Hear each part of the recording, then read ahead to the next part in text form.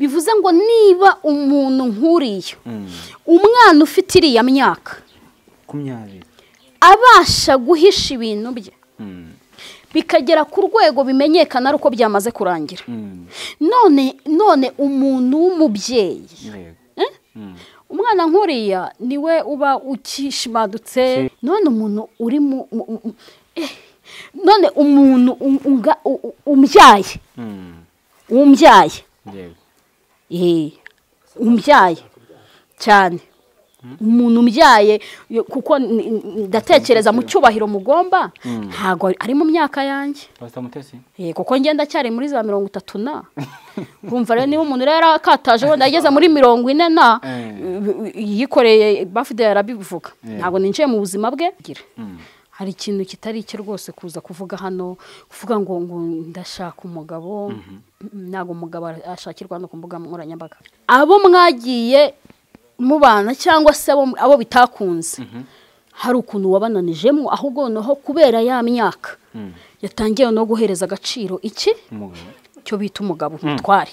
kandi birirwa banseka abantu benshi cyane baranyanze ngo nababariye ngo bitangaza abantu benshi bari bishimiye ko insenya ariko mwabano mwe abagabo barahenze reka mbibabwire mwabano mwe ubwo narasetse ndavuga ni burya hari abantu twari tuzi ko burya hari ahubwo abantu ahubwo bajyaga ahubwo batwereka ko ahubwo bese nyine baza haleluya Yesu ashimwe kumbi nubwo yamabaje mureka tumugemurire ako oya mujye mureka tureke kwiyoberanya ibyo bintu birajyanye buriya reka mbabwire mwabano mwe ubwo rero iyo hajeho ibintu biri guforusa niho handi uforusa urwa kabiri narwo nibikunde ugaforosa urwa gatatu nirukunde ugaforosa urwa kane nirukunde noneho hakaba n'ibyo ufarusa ku munsi wa nyuma wageze umuntu akahita napfa icyo gihe rero urabanza ukisubiramo cyane cyane n'imyaka abana ibaza ariko nka Prince ari hariya akajya akabona video ndimo ndavuga ngo ndashaka umugabo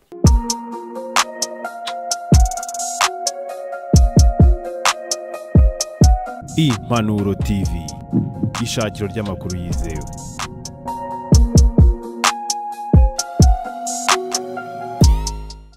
Yes, ikaze kuri mwese abadukuna n'abadukurikira turabashimiye cyane mwese mudukurikira dushimiye n'ukuri abantu mwese mwafashe icyemezo cyo gukora subscribe kuri Cukumbura Ukuri TV. Turi kumwe na mama bitangaza abantu dushimira abantu nukuri bafashe umwanya bagakora subscribe bakavuga ati tuzajye tubakurikira kuri Cukumbura Ukuri. Ugiye n'ijambo babwira nukuri kwima. Baremewe cyane. Kandi tubafitiye urukundo. Yego. Abantu batwizeye barangiza bakifuza kujya babana natwe mu biganiro bakakora subscribe bakabana sharing ibiganiro byacu. Yego. Abo bantu rwose barakunditse niyo mpamvu natwe tugomba natwe kubakunda kuko na Bibiliya twiyemeza neza ko urukundo tugomba kurushayiringa ni tambuza love rero abo bantu ni batambuza love natwe turi batambuza love yego turakundanye yego ni byiza cyane rero nawe utarakora subscribe aho kuri iki kiganiro haba ku Manuro 5D TV Ntoranwa TV Ukuri Nyako TV turakurarikira gukurikira Cukumbura Ukuri TV kugira ngo ujye ubona ibyiza babategurira umunsi ko munsi mu mitangazo tugwaye ikaze mu kiganiro cy'uyu munsi. Murakoze cyane nanjye. Yego uri mu bihe rimwe na rimwe hari abagore bishimira ibihurimo ariko hari n'abatabyishimira. Yego. Ku ruhande rwawe uri mu ruhe ruhande? Abishimira n'abatabyishimira. Cyane nka gutya kuba witegura kwibaruka. Bose ngewe nukuvuga ngo ubundi hano ku isi turi hano ku isi dufashe igihe mu ntambara. Yego. Kandi ntago umuntu akundwa n'abantu bose. Umuntu agira abakunzi akagira n'abanzi. Yego. Gusa umuntu nabonye ugira abakunzi akaba wenda ntabanzi wenda yagira keretse ari nk'umuntu ukoresha bya bibaraga by'ikuzimu. Yego. Byo kwa Satani. Ariko twebwe nkatwe tuba dufite nyine imbaraga z'Imana. Yego. Power of God. turi abantu nyine abo bantu baba bakoreshwa n'ibyo bibaraga bonyine batugezeho baratwanga kubera ko ntabwo tuba turi mu mugabane umwe nta nubwo tuba turi mu murage umwe ariko abantu b'Imana bo bazi ko uwanga mwene se n'umwicanyi ubwo rero umuntu ndeba akabona aranyanze uwo nguwo deja yamaze gukatirwa keretse namara kwihana nibwo azafungurwa ariko ubundi uwanga mwene se n'umwicanyi nabindi ubwo rero abantu bari kundeba ari abicanyi ibirera amaze kubakatira nibihane kuko nyuma y'ubu buzima hari ubundi buzima kandi arebe kuri status ye cyangwa se atembere ahantu aherereye agira izinduru Eliya ntabwo Elisa ntabwo yabavumye kubera ko atarari mu mwuka w'Imana ahubwo umubabaro wo gukorera Imana niwo wamwuzuye arangije arabavuma izuba ngo dore cya gisaza cy'uruhara samo inzara yari yamwishe aho yaravuye yari yakoze urugendo rurerure natwe rero muri ubu buzima natwe dukora urugendo rurerure natwe mu gihe cy'ubutumwa bwiza bwa Kristo turavunika cyane kandi tukavunika nta muntu twebwe dukorera tuvuge ngo ku kwezi turakomanga warakora kuri konte ye akareba agasangaho amafaranga wagakora ku kwezi akaba yagenda akabwira boss utari ko mwamembye make uyu munsi warakora uyu munsi umwana wakagenda ku ishuri avuga ngo ndisho ariko twebwe turi abantu dukorera Imana ariko ntago twebwe dukorera abantu niyo mpamvu rero niyo mfasheho umwanya uhita umenya ko nyine umuvumo nyine wakugezeho njye mbwiza abantu kuri direct abantu bose bangizeho umwanya bose baravumwe mfite ibimenyetso ngewe rwose kuva natangira gukorera Imana abantu bose bandebye bakandeba nabi Imana agiye bamaha ikimenyetso kuko yarambwiye ngo genda ndaguhagurukije kandi ndagusize uzagutunga urutoki ninjye wazaba rutunze uzagukunda ninjye wazaba kunze nukuvuga ngo rero nuzakuvuma urumva nanjye nzamuvuma ubwo rero abantu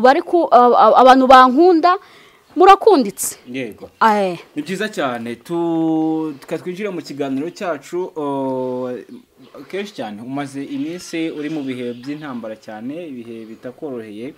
ariko hari n'abantu babanye nawe muri ibyo bihe gira icyo babwira kugira ngo dukomeze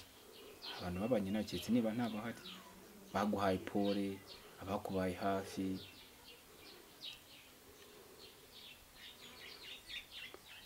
abari sindasesenguye ndababura ndasesenguye ndababura ahubwo abantu benshi bamfasheho umwanya ahubwo wo kuntera amabuye kugira ngo ari umuntu nibye nta muntu nari nibye nta muntu nari natwariye ibye ntaki ni ukuvuga ngo ryari ishuri ryanjye Imana yari nyinjijemo kandi yari iri kumpima ariko nk'uko navuze ngo nta wangwa na bose buriya hari ababikoreye mu gikari cyangwa se mu ibanga barapfukama barasenga kuko iyo ubona hari ibintu byagenze neza mu buzima haba hari icyakoretse mu isi y'umwuka abakubise amavi hasi ahubwo mbifuriza umugisha abantu banyifurije ko urugo rwanjye rutasenyuka ahubwo reka mbifuriza umugisha abantu bababaye babona mbabaye bakababarana nanjye reka ahubwo mbifuriza umugisha naho ubundi n'abababaye babonye wishimye ahubwo icyo nzi cyo ahubwo nuko abantu benshi ahubwo bari banejejwe nuko ahubwo nasenya abantu benshi cyane bari banejejwe nuko basenya ukagira ngo isenyuka ry'urugo rwanjye kugira ngo bitangaza ari bubakwira cyangwa nanjye ndi bubakwire kandi ntabwo byari gushoboka ariko abanyarwanda nyine turi abana beza akenshi dukunda ibibi bya bagenzi bacu kuruta uko umuntu yaza avuga ibyiza yego ni benshi cyane bagiye bavuga ariko maze iminsi mike mbonye ikiganiro cyawe na Papa Bitangaza musabye imbabazi uwitwa Pastor Mutesi nyuma yuko mbere gato muhura hari ikiganiro mwakoze uvuga ko igituma Pastor Mutesi atitaba Imana ari uko icyatumye Imana imurengera ngari ukuberamo watewe n'iki kuvuga n'amagambo ko hari benshi cyane yababaje wenda kumbaza wenda kuri uwo mubyeyi urimo urashaka kunkurura muri RIB. Oya kandi se kandi. Uri gushaka kunkurura muri RIB kandi rwose reba nawe. Ntabwo nabukurira muri. Urumva najya muri RIB kuko izi saha. Ntabwo byakunda. Mfite igihe cyo kuruhuka uyu munsi n'ejo bundi. Urumva? Ariko iryo jwi niba naranarivuze cyane cyane ko hano ku muhanda hano nyine ni mwebwe mwahise ngo ni ku mihanda. Yego. Ndetse ko ngiye ntabyemera ko ari ku mihanda ngewe iyi ni platform ngiye mfata ngewe nkikomeye cyane kandi nubaha cyane. Bite n'ibyo hakorera? Oya ndayubaha kubera ko nyine ni platform nyine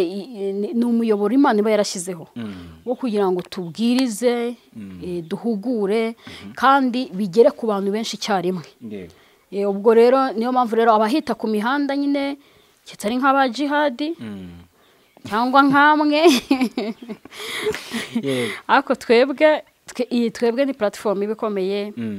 tubwirizaho ubutumwa bwiza bwa Kristo cyangwa tukanahuguraho imiryango n'ingo kuko ngewe niyo domaine yanjye. Yego. Ubwo rero niba n'iryo jambo rero nshaka kuba nararivuze ryaba ryaratewe n'ibyo nawe yaba yaravuze.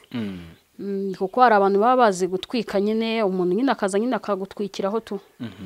Akagutwikiraho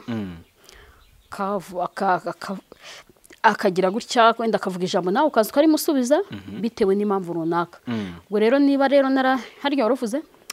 wavuze ko icyatumye wabonye ko Pastor Mutesi yababikiye inzika noneho Imana igiye kumwica ntiyamwica kubera inzika yari afite yanyu ukataye kujya mu ijuru. Wenda nuko wenda mugenda mwumvamo akantu gato ako wenda si icyo ngicyo wenda ikiganiro cyari kigamije. Gusa nuko nzi ko umuntu wese ngo nugira none mugenzi wawe kibazo izuba niri karenge mu kigifitanye kugira ngo nuza kuza kujya gusaba so uri mu ijuru cyangwa se kumuhimbaza ntihagire ikintu na kimwe kikubera iki inkomyi. Tunabonereho kubwira n'abantu bagiranye ibibazo kuva mu gitondo izuba ntirize kuza kurenga wihangana ujye no muri message cyangwa kuri WhatsApp umwandikira umubwira uti nshuti yanjye excuse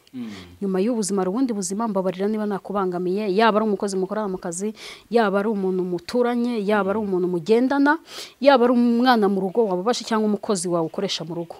Impamvu rero nabivuze nuko turabakozi b'Imana. Ntabwo ndi perfect nawe si perfect. Hari ibyo ashobora kuvuga hakabonekamo ibicumuro cyane cyane ngo n'intungane bwira icumuye karindwi. Ntago ari cyo ngicyo twitwaza ariko iyo umuntu ukora ni ukosa. Ntabwo nshobora kumara umwaka wose kuri iyi platform cyangwa se kuri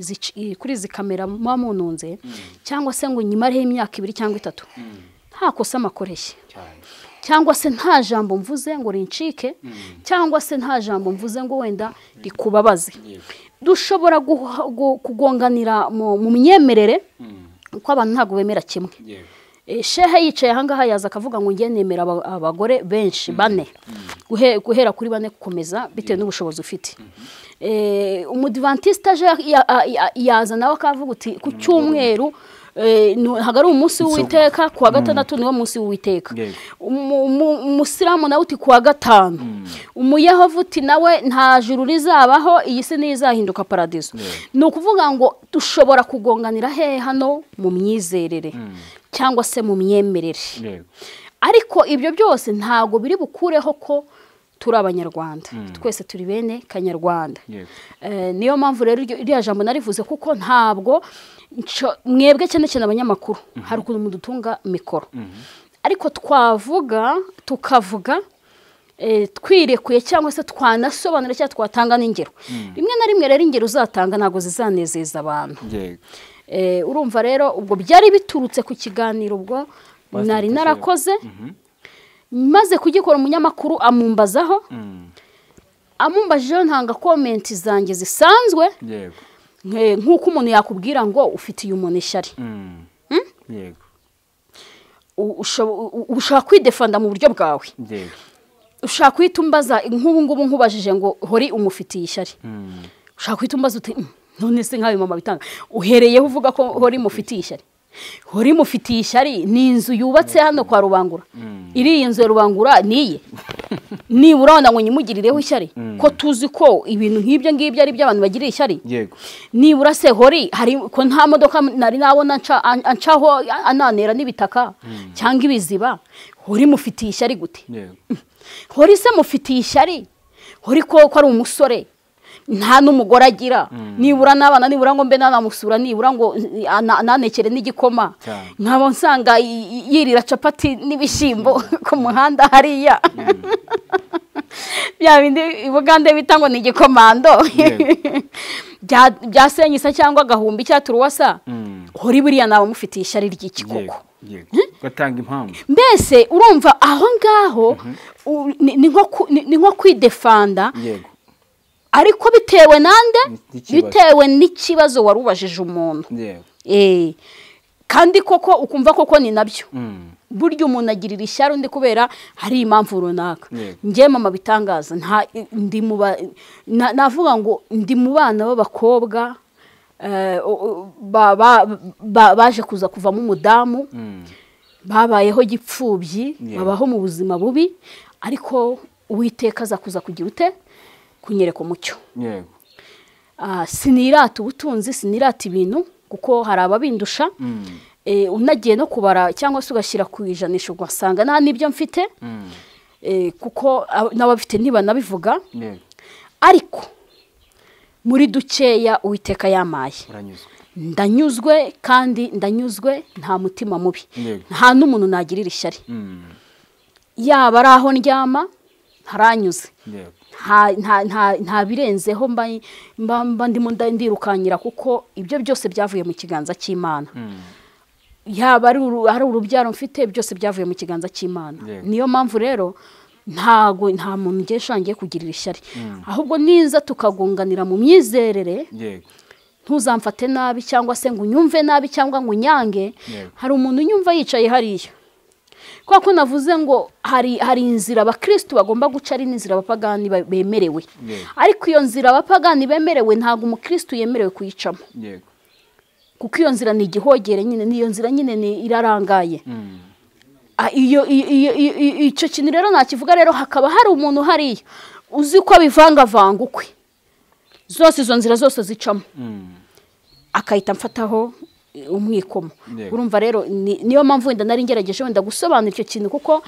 ikintu kiba kimaze umwaka umwe 2 3 4 nko guhera nko muri 2021 twa turi muri 2025 icyo kintu cyaravuzwe kera muri iyo myaka kikagaruka muri 2025 ukumva umuntu arakigaruye urumva icyo kintu nawe uri umukristo nyine utamva bigutunguye wenda niyo mpamvu wenda nari neye wenda go ka comment gatoya ariko iyo tuvuga nyine buri wese akura mwibye yego ku ruhande rumwe n'ubundi iyo tuganira izi mbuga wavuze ati ni platform nziza Imana yaduhaye kugira ngo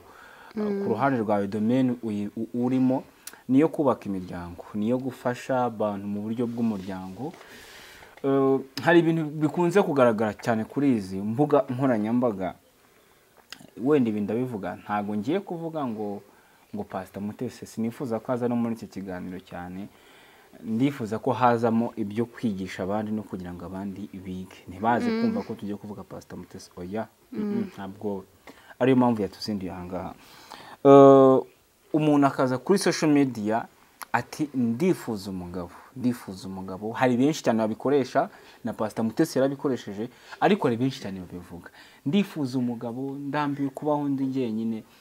nkawe nka mu bitangazo bonye ikintu nka kiriya kivugwa n'umuntu w'umugore kamemu noneho urengejeho waragize ingo runaka atarabanye n'abagabo neza rimwe na rimwe baratanze n'ubuhamya bavuga ko abagabo bimeze gutya na gutya ni ikintu ufata gute ni ikintu uvuga gute mu buryo bwo kubaka umuryango muri society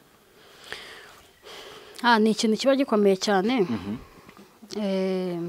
nta nubwo wenda wenyine abivuga nkawe kandi igihe cyose umuntu ajya kuvuga ikintu akivuga yumva kimubereye kandi akakivuga yumva gikunze ari proud yacyo ari proud yacyo we rero yumva we bimubereye nyine yumva ari byiza yumva nyine ari nuza ariko nkanjye ku rwanjye ruhande ntabwo ngiye naza kubivuga ngewe wese utabivuga oya uko ntekereza imitekerereze yanjye ahiri ubifata nk'ikimwaro ubifata nk'igisebo ku mugore no kutiha agaciro no kutiha agaciro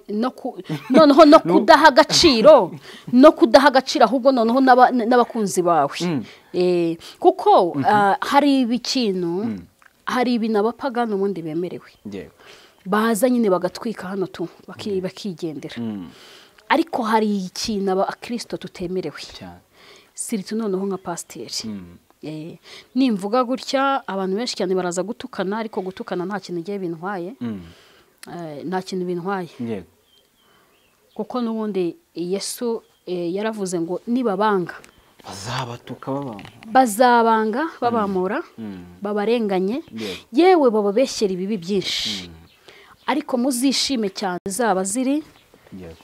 kwiyongera mu ijuru ni ukuvuga ngo ngewe rero iyo njya kuvuga ikintu akenshi ntabwo njye mvuga ngo hari umuntu uraza kuza kukijajinga we cyangwa hari umuntu kiri bubabaze cyangwa kibushimisha ikingenzi ni uko ari message irimo kuko ngewe mfite ibyo ndi kubaka kandi bizamesha ubugingo nyuma y'ubuzima rubundi buzima niryo jambo nkunda kuvuga kandi buri umuntu wese aza ku itarano rye abazwe uko yarikoresheje mu gihe yari arifite niyo mpamvu ngewe rero iyo mvuze rero ntabwo mba mvugira abantu ahubwo mba mvuga mpagaze mu rwego rw'uvugishwa n'Imana icyubahiro uba ufite agaciro abantu baba baraguhaye umwuka w'Imana izina rikwitiriwe rigendana no kuba wuzuye umwuka w'Imana ntabwo duhawe uburenganzira bwo gukora ibyo umusitari runaka yaza agakora hano yaza akavuga uretse bo ko amakosa batajya banayagwamo n'ibintu byabo barabihisha natunguwe bireba buno bukwe bw'umwana Vestina bwabaye mu ibanga nta muntu wari uzi byabaye mwese mwatunguwe no kubona urukiko rwabaye n'amafoto yari yanabuze n'amafoto yo muri ndahabe iyo atagira utwo arekura ntabwo byari gukunda nakariya akavideo ngo akarekure ntabwo byari gukunda bivuze ngo niba umuntu nkuriye umwana ufite iriya myaka 20 abasha guhisha ibintu bye bikagera ku rwego bimenyekana ari uko byamaze kurangira none umuntu w'umubyeyi umwana nkuriya niwe uba ukishimadutse ikanzu iramutunguye ivara urugo mbese ntiyumva ibyo ari byo twese twakoze ubukwe mbese ubundi yumva ategereje uwo munsi iyo ugiye gukora ubukwe Uwiteka we nicyo kintu cya mbere mu buzima ku mukobwa kiryoha kuko uba wibaza uwo munsi uzaba umeze ute umunsi uzaba usute abo bantu bazaba kureba ute mbese uba ari umunsi w'igitangaza noneho umwana nkuriya niba abasha gufata ibintu by'akabihisha akabigira ate akagera n'aho avuga uti nta n'umunyamakuru n'umwisha n'abahaje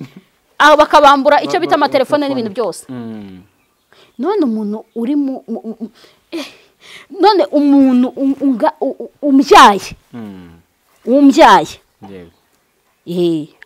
umbyaye cyane umuntu umbyaye kuko ndatekereza mu cyubahiro mugomba ntago ari mu myaka yanjye kuko ngenda cyari muri za 30 na urumva rero niba umuntu rero akataje wenda yageze muri 40 na yikoreye birthday yarabivuga ntago ninjiye mu buzima bwe ahubwo yarabyivugiye muri birthday ye urumva umuntu nyine abafite intera abari mukuru buriya papa bitangaza ni ujye usetsa akambwira uti imyaka 40 tamakosa yose nakoze nayakoze muri 30 na ariko muri 40 tingiye gukosora ibintu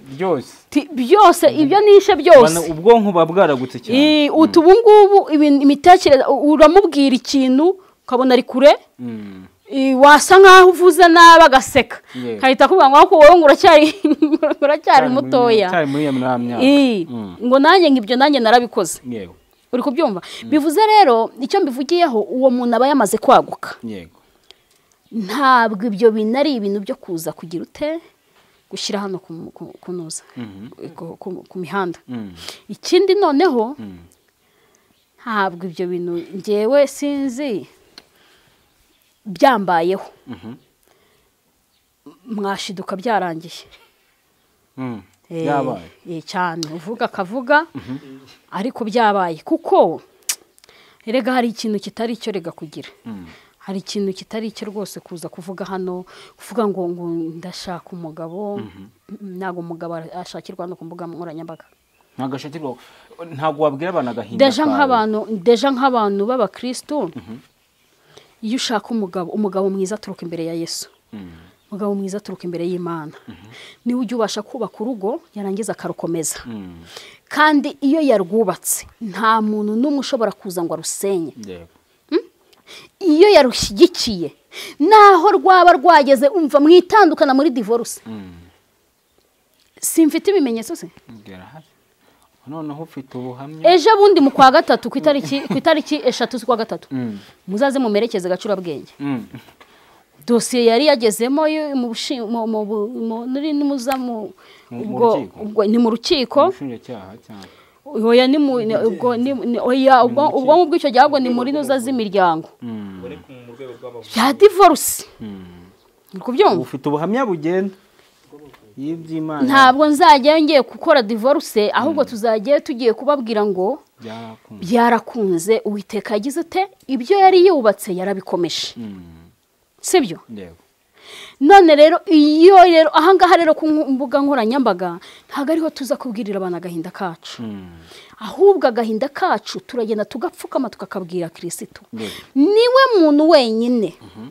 ujya ubasha kumva agahinda k'umuntu niwe muntu wenyine ujya yumva amarira y'umuntu niwe muntu wenyine ujya usubiza ibibazo byaturenze ubwo rero kuza hano rero akabivuga akababara akabyerekana ko yababaye nimba n'umugabo nzamuterera amasari icyo gihe rero biba byerekanye ko abo mwagiye mubana cyangwa se abo bitakunze hari ukuntu wabananijemo ahubwo noneho kubera ya myaka yatangiye no guhereza agaciro iki cyo bita umugabo umutware kandi birirwa banseka abantu benshi cyane baranyanze ngo nababariye ngo bitangaza abantu benshi bari bishimiye ko insenya ariko mw'abantu mwe abagabo barahenze reka mbibabwire mw'abantu mwe ariko mu bitanga turanajyana kure ubundi wakire bute cya kiganiro cyakozwe na Pastor Mutesi asa nka kwishima hejuru ku isenyuka ry'urugo rwawe ntubeshye abantu hano turi kumwe reka nkubwire rero uvuge nk'umukristo hano turabakristo mvuze nk'umukristo mvuze ngo narababaye ngiye n'umuntu wese wankoze w'ikiganiro ntabwo ngiye yigeze mbabaza kandi naricaraga ngiye nkanabireba cyose nkakirangiza bose iyi narakirebye umva ahubwo narasetse ndavuga ni burya hari abantu twari tuzi ko burya hari ahubwo hari abantu ahubwo bajyaga ahubwo batwereka ko ahubwo mbese nyine baza baka haleluya Yesu ashimwe kumbi ndamukunda ariko se ni waki abantu bose yagusabiye n'inusa ngo bateranye baguse umuceri ntiwakugeraho aje mabitanga ahubwo utavana umuceri mwashikira ariko mujya munsatse urumva ari urwango bene se umuceri ako umuntu ati abantu nkabanga y'umunyandike tujye gusama mu bitangaza ariko reka nkubaze ubu umuntu yaza akavuga ngo hori yaramemukiye yarambabaje hori tuvuge yakoze impanuka ariko ntibikabe mu izina rya Yesu turi kwiganirira no yarangiza kubivuga akahita avuga ngo ariko ngo turifuza ingeme ijya kugemurira hori nubwo yambabaje mureke tumugemurire ako oya mujye mureka tureke kwiyoberanya ibyo bintu birajyanye buriya reka mbabwire mw'abantu mwe ngiye n'ikintu abantu benshi cyane banyangira ndakizi ngiye banyangira ko ngiye mvugisha ukuri njye singira uburyarya buriya mu buzima bwanjye nitunagirana ikibazo ntabwo wanamiye kamera ngewe rwose ntarakubwira ko mfitanye nawe ikibazo nakugizeho ikibazo yaba mu myigishirize yawe yaba mu myitwarire yawe nabivugira aho ngaho ubwo niba uje kunsubiza ubwo nkabimenya niba uca mu gikari niba unyandikira message ibyacu tukabicocera hariya ako ngewe ntabwo ngewe nzingiye kurwarana umuntu inzika kuko inzika nimbi iragatsindwa inzika irici inzika nimbi cyane kandi buri inzika buri ituma buriya n'umuntu atagirerega atanazamuka buriya ntagatera imbere ese yatera imbere gute inzika ni nk'ishyari inzika burya ni nk'ishyari buriya rero ushaka kwibwira rero ngo weho ngo ubitse umuntu ariko hari namugiriye ishyari ngo muri etaje se ariko nawe wagiriye ishyari mu Pastor Mutesi ubu rero mugiye kureba kunkoresha andi makosa rero oya ntago ari amakosa ntayo ubushize bakoresheje vuga ngo none se reka nkubaze wamugiriye ishyari se ubundi nese ubundi reka nkubaze ntago ari amakosa ntayo ubushize bakoresheje vuga ngo none se reka nkubaze wamugiriye ishyari se ubundi nese ubundi reka nkubaze ubu ngubu uru rugo uruzengurutse mukarureba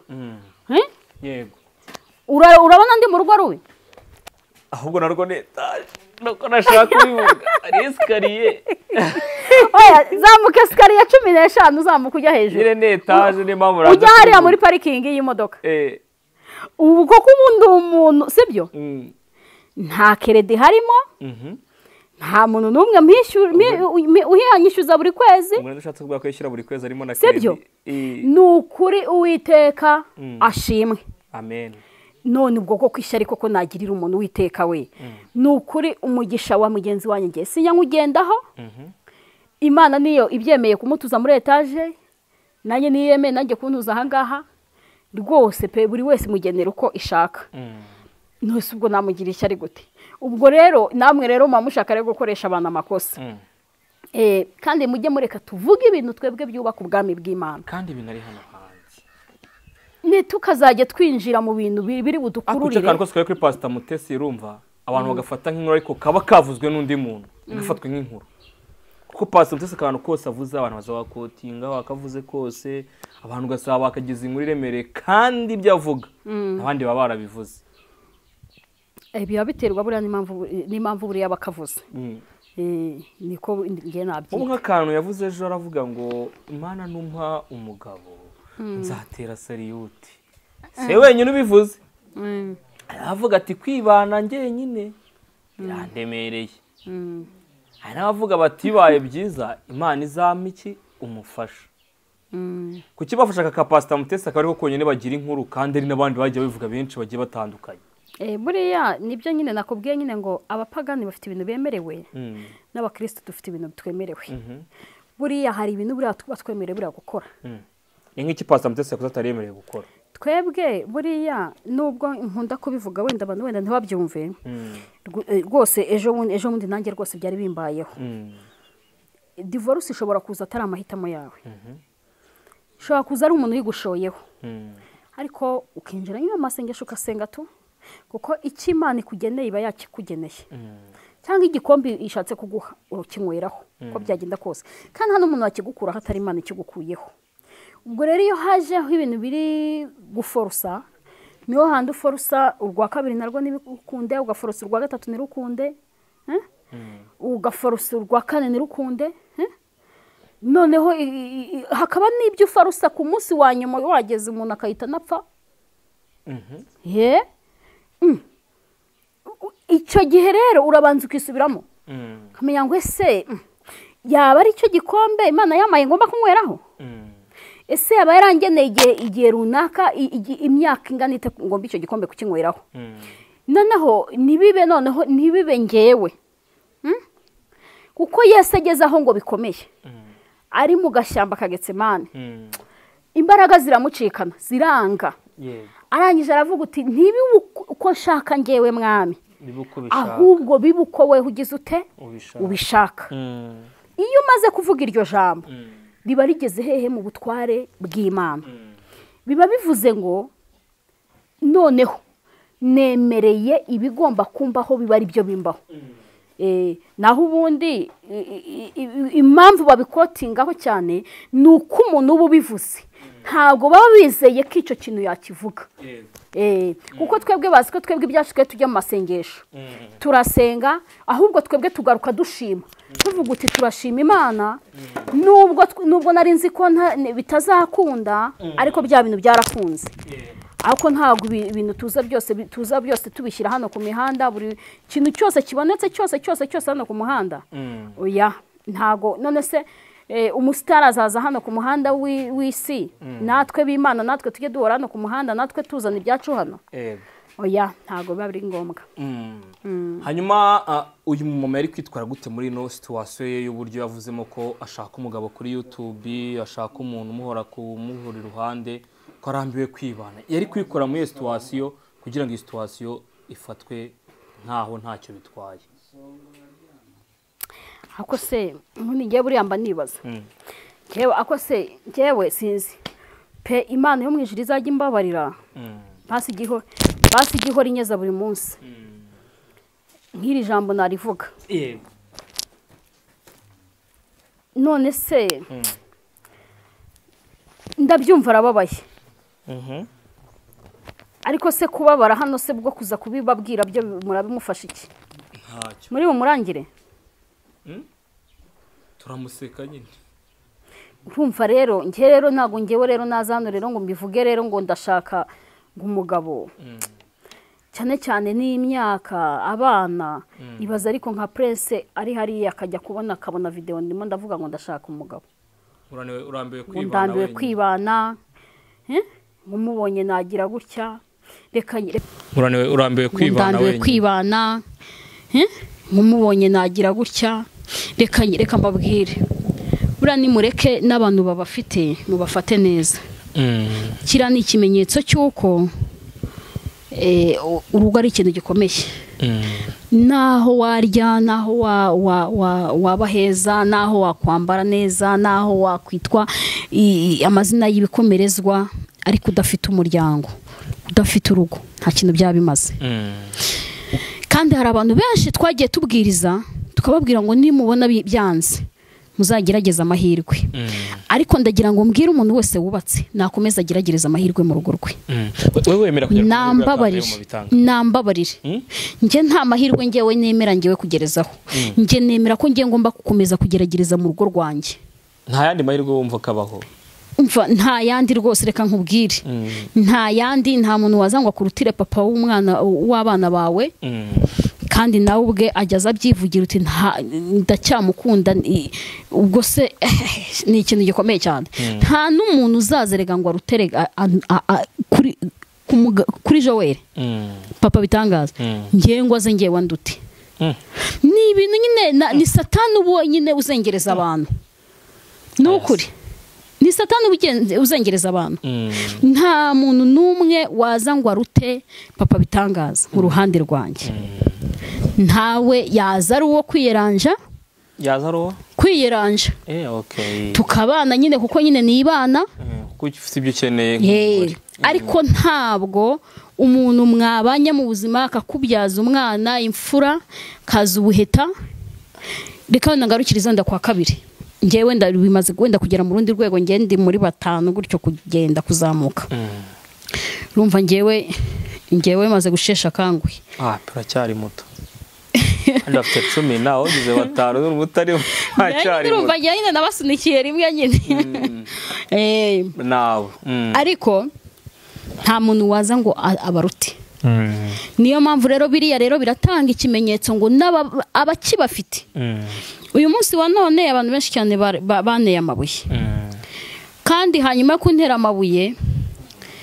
benshi baravuga ngo ni prank impamvu bitari kuba prank nuko twari gutandukana neza mu kwa gatatu nkagenda sinya divorce n'umugabo nawe ayihabwa nibwo byari kwemerwa yuko atari prank ariko ibyo ngibyo biragatsindwa n'Imana ibyo nta kintu bimaze hari n'abantu benshi banyanze bari inshuti zanjye bakuvaho bamvaho ariko abantu bundi bataraba umumaro bari kwiyumva mpamagara ntibanyitabe hari n'abamaze kunshyira blacklist nuko ngo umugabo namubabariye umugabo yaraje ku nkoranyambaga ngo arantuka ngo amvuga ibibi byinshi ngo avuga ngo amavideo n'amaudio ibintu byinshi cyane. Ndanje nababwira nirwo rwego nari ngezeho rw'igipimo. Niho Imana ari kugeragereza. Niho Imana ari ngewe noneho kubera ko nkorera kuri nkorera ku nkoranyambaga, nkorera ku isi, Imana niza kungerageza ntabwo izaza mu mudugudu. Ntabwo izaza mu rwego rw'akagari, ntizaza mu rwego rw'umurenge, ntizaza mu rwego rw'akarere, ntizaza mu rwego rw'akarere cyangwa se rw'igihugu kimwe cy'u Rwanda. Ahubwo izaza kuko ngewe ibyo ibikorwa nakoze ngewe byaragiye ngewe birasunika ngewe birenga imbibi bigera za Burayi. Hari abantu bicaye barimo barashima Imana bavuga uti Imana ushimwe wamuje n'umunyamavuta wawe, umwana wanjye yararwaye arakira. Mana ndagushimiye wampuje n'umunyamavuta wawe, urugo rwanjye rwari rusenyutse yongera kurwubaka araduhuza. Umugabo akajya kuri telefone agashyiraho umugore, umugore yananiye bigeze ku rwego tugiye gutandukana, bakicara hariya tukicara hariya tukajya inama, nkababwira ingingo n'iyindi, nkabaganiriza, nkabaha ubuhamya, nkababwira, nkajya muri Bibiliya nkagira narangiza nkabasengera. Barangiza uti ni ukuri Imana iguha umugisha, ibyacu byari byamaze kubura iki umurongo. Abo bantu bose rero Imana yashatse kunjyana hahandi n'ubundi nkorera, kandi uwagombaga kubijyanayo yagombaga kuza ari umuntu udasanzwe mu buzima bwanjye. Kuko Imana ijya kukugerageza iguhereza cya kintu nawe ubwawe umuntu wese atari bupfe kuvuga ngo yewe ngo akari akantu karoroshye nanjye nakabasha, cya kintu nyine umuntu wese nyine atiyumvisha. Impamvu rero mbwira abantu rero ngo muhore musenga mutagwa mu moshya. Nuko umugore udahora asenga agwa mu moshya. Umugabo yavuze uti yirukanka ajya gutandukana, kandi umara gutandukana ejo uzagaruka n'ubundi wifuza uwundi. Icyo kibazo ejo bundi umugabo ntiyavuga gutya uzahita uhaguruka nawe uti umere nk'umugabo n'undi ujya muri divorce bwa kangahe nawe ubwo abayo kangahe uwa kabiri uwa gatatu nawe n'umushakana nawe uti nabwo ugende usanga uri kubarirwa iki ingo. Nabwira abantu ngo nibakomeze bageragereze mu ngo zabo, kandi ibintu bizakunda. Iyaba imyaka ishuka abantu, iminsi nayo igashuka abantu, n'amafaranga nayo agashuka abantu. Mayo niyo ya mbere. Ibyo bintu byose rero n'imiryango igashuka abantu. Ibyo bintu byose rero hari igihe ugenda ukageragereza muri urwo rugo, byose bikazagera ku rwego byose bitera ubwoba, ntakagira ikintu cyongera kugutera ubwoba. Noneho ukazajya ubihagarara hejuru ukabifataho ijambo, ugahinduka umunyacyubahiro, ukaba umugore w'indashyikirwa. Tinanjye ubwanjye iki kintu nanjye sinari kugishobora. Ahangaha wabaye intwari, ugahinduka intwari. Impamvu umuntu yambika umudari ntabwo ari uko aba yakinnye, ahubwo nuko ahubwo aba yakoze akazi gakomeye cyane, abandi kandi bakabananiye. Niyo mpamvu rero nabwira abantu rero ngo nibakomeze bagera. Ngiye sinemera ngewe ibintu byo kugerageza, kuko abakristo nta bakristo nyine, abapagani bo bafite ibyo bemerewe, natwe dufite ibyo twemerewe nk'abakozi b'Imana. Hari aho tutagomba kurenga. Niyo mpamvu natwe twese rega uko ibibazo bije ugiye uhita uvuga uteje bundi nzashaka nzagira, ariko ubwami bw'Imana baba buri gusenyuka. Ntabwo uyu munsi wa none kubaka, ntago navuga ngo tuba twubatse kubera ko ari ibirenze cyane tuba twarabonyemo. Ariko ntitwabihuza n'ijambo Paulo yavuze avuga ngo buriya gushaka ni byiza, yo kudashaka byiza none nabwo kurushaho. Uramutse wicaye ukabireba neza, wamaze gushaka ukabona biranze, ubundi bibaye byiza wakwituriza. Nge niko ngemba mbibona. Byanze ukarekura. Warekura nese ungiza ukuri. Unaniwe n'umugore wa mbere, unaniwe n'uwa kabiri, uwa gatatu biranze, uwa kane uzanye arapfuye. Ubu n'abanyiri mu biki. nta nyiri mu biki jewe sinzi niba ari uko nakuriye no mu rugo mama ari umupfakazi abacyaha ariko arinda apfuye nta wundi mugabo azanye mu rugo umva aho yiryamiye rwose mbameze gutya muterera isaruti nawe ukasubiyemo ugize ute ngira gutya kuko yambereye umubyeyi w'indashyikirwa mu buzima bwawe ntabwo nigeze mwumva nayo magambo ahubwo namubonaga ahubwo ishyaka ryo kugira ute ryo kuvuguta abana banjye bazabaho ute nubwo wenda bitakunze ngo turere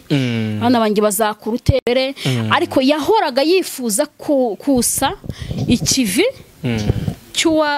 cy'uwitahiye yego cy'uwabamusigiye kandi agahora yumva yifuza kwerekana icyubahiro cye mbese gufunga icyubahiro gufunga ntihagire umuntu winjirira icyacyubahiro ubwo rero niyo mpamvu rero uyu munsi ibyo bintu ngewe niba umuntu ashobora kuba yarapfakaye bikagenda gutyo kandi bavuga ngo umuntu wapfakaye aba yemerewe gushaka igihe icyo ari cyo cyose noneho nkatwe noneho tuba twabigizemo uruhare tugatandukana kuki tutamenya ikibazo cyatumye ibyo bintu bibaho tubanze twicare dusenga Imana twumve icyo Imana ibitubwiraho kuko impamvu biba atari n'iby'Imana kuvuga ngo umuntu ajye kubaza Imana ngo akama bitanga none se impamvu bititwa yuko ari iby'Imana mu ry'ibintu by'Imana ntabyibuka nyine ni nayo mpamvu nyine Imana nayo nyine itabihagarara ubuse wibuka Theo bose babiriye mu minsi yashize uburyo ajyaga yigira avuga ngo ibimene by'amacupa ngo ibiki ubuse aho umugore wari kwa muganga ameze ati ntiyatuje ntiyaciye bugufi none se reka nkubaze yaca bugufi yagira ati agomba kunywera kuri icyo gikombe kandi akanacyubahiraho Imana ko byagenda kose wishinze rero imisonga rero nyine nibyo ngubwira nyine bagwira na kwijana nyine wagerayo harimo bitangarika nimo ndagenda ngana no ku musozo w'ikiganiro cyanjye ariko ntaragana ku musozo w'ikiganiro hari n'inkuru yindi twakiriye ivuga ko mama yitwa Masherene nawe ashobora kuba abonye umukunzi nkibaza ngo wakiriye gute kumva ko Masherene ashobora kuba abonye undi mugabo wa kabiri dore ko we bitavugwa ko yadivorushije nta n'iki we byaranze nyine rero mama Sharirene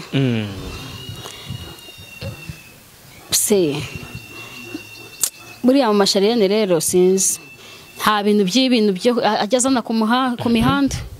ayemereye gutyo ntabwo ajya aza gutwika ngunda kumubona yitekera ateka neza rwose nkunda kumubona aza kwitekera njye naravuze ngo mama nabo n'umufiance bazakunda ntibazibanire nta bintu azana hano ku mihanda ngo hahiye ngo ibiki byose ngo namubona ngo azagira ate reka rwose gusamira ku buhamya bwavuga ngo umugabo we ngo ni Yesu sinzi ubwo ahubwo Yesu niba ahubwo yaba amwemereye kuba yamuharika abaye amwemereye kuba yamuharika ubwo niwe na Yesu kuko mama Sharirene yaba yaragize igihe cyo gusenga kuko imyaka bamaze ndumva hashiyeho imyaka nk'ingahe batubwira ngo bamaze 12 ngo batandukanye n'umugabo bya byose kandi imyaka yaragiye irihirika wenda bageze nko muri 15 16 gutyo 15 cya 16 umudamu rero kandi nawe urabizi ko munganya abana tunganya abana umudamu nkuriya pe Imana mufatiraho n'icyitegerezo cyane urani nawe waneraga imbaraga nkavuga ni rwose papa bitangaza rwose naho rwose byagenda gutya ariko nzakazanya nanjye ndere naho Masherene nawe arareze buryo kandi arakujije nkumva rwose ndi proud y'icyo kintu nkavuga ni burya ari umuntu ushaka kubera roro modope ukabyemera kavuga uti reba hana abana bagejeje nkigeze abavangamo undi mugabo kandi byarakunze yaraje arasenga birakunda yaje avuga Imana birakunda abana barize hari abarangije hari abakomeje hari abageze segonderi ubu ndumva nta n'umwana afite no uri primaire ndumva bose bageze segonderi barakuze barakuze namufatiragaho urugero rwiza nkamubona nk'umudamu w'intwari udasanzwe uyu munsi aramutse ubwo we na Yesu baba bafite ukuntu babigiyemo myaka 16 ubwo yaba yarari gusenga ubwo Yesu ubwo yaba afite ukuntu yaba amwerekeje mu rugendo rwe cyangwa se yaba amubwiye uti komeza uru rugendo mwana wanjye kuko mama Charlene ntigeze ashyingirwa hasezerana afitanye n'uriya mugabo iyaba rero aza kuza rero gutwika no ku mihanda nawe ari kuzajya yirwa nawe aza gutwika ko ntago twiye tumubona aza gutwika yariturije gusa nibuka ko yavuze ko umugabo wari Yesu we niba yemeye kumuharika ubwo ngubwo bafite ukuntu babiganiriyeho yabivuze ko umugabo wari Yesu kandi ko umugabo we Yesu yamugize ikinya hariya kwa systeme kwaje kwa ndani hatajya hagira ute haviribura